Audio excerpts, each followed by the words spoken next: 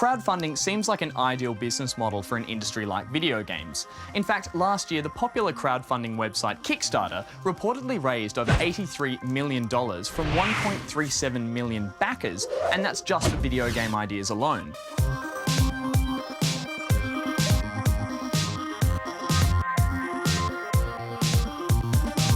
I feel like an empowering moment for players when they realize that you don't need a big company to fund something. You don't need to be a huge publisher to fund a game. You can just organize enough fans and they can make it happen. Crowdfunding opens a brand new way of communicating between a project creator and the end user of the product, for this case, be the game players. And the best thing about it is just how simple the concept appears to be. Here, let me show you.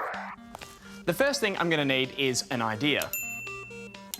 Then, using resources like crowdfunding websites and social media, I'm able to market my idea to the public. There you go, one for you. Cheers. I then ask them to make a donation of any amount to reach a set target goal within a certain amount of time. I can then offer them rewards or benefits depending on how much they decide to pledge. Once I reach my target, I'm able to fund my idea and turn it into a reality.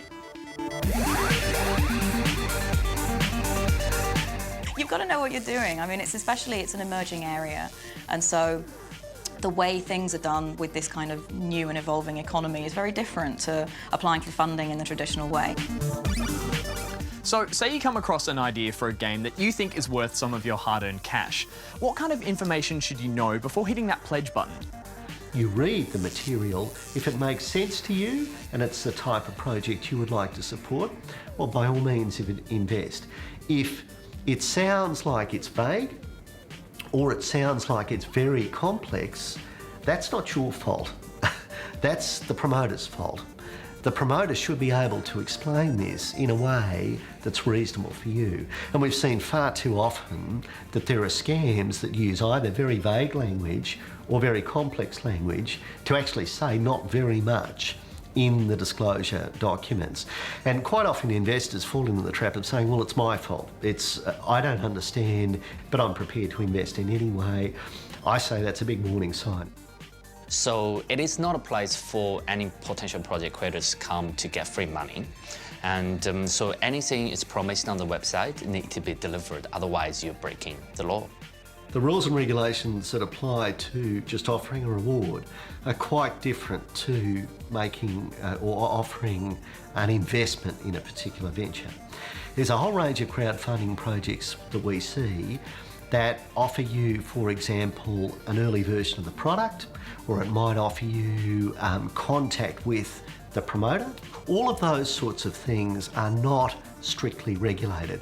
And the person who's giving the money to the person for that really can only accept that thing in return. An investment is really an entirely different thing.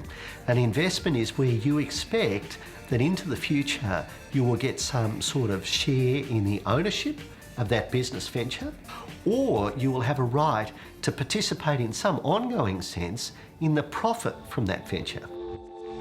With success stories like FTL and Double Fine Adventure making headlines, there seems no end to the crowdfunding revolution. But what about the games that never reach their target? Is there anything we can learn from them?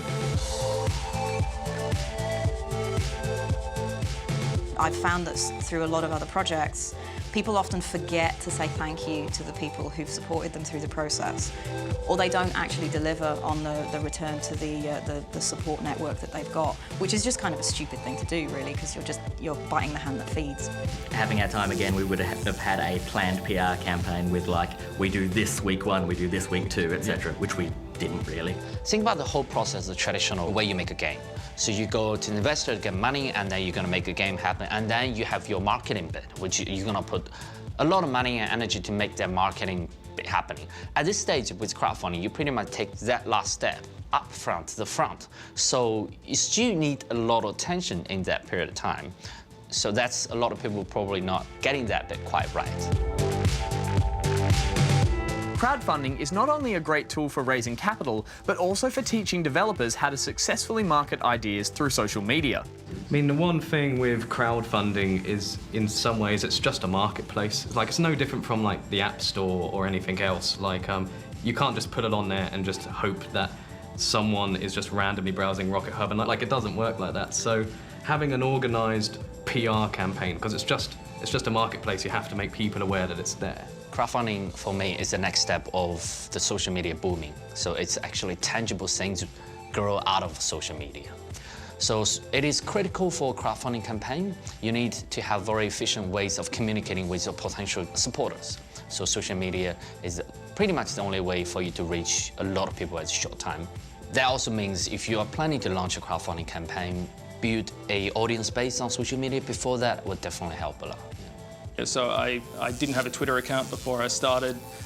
So I registered on Twitter and dove in there head first. Basically, I started a blog as well and made sure that I loaded up my blog as full of information and pictures, so people could find out through my blog a lot more information about it and get a lot more background.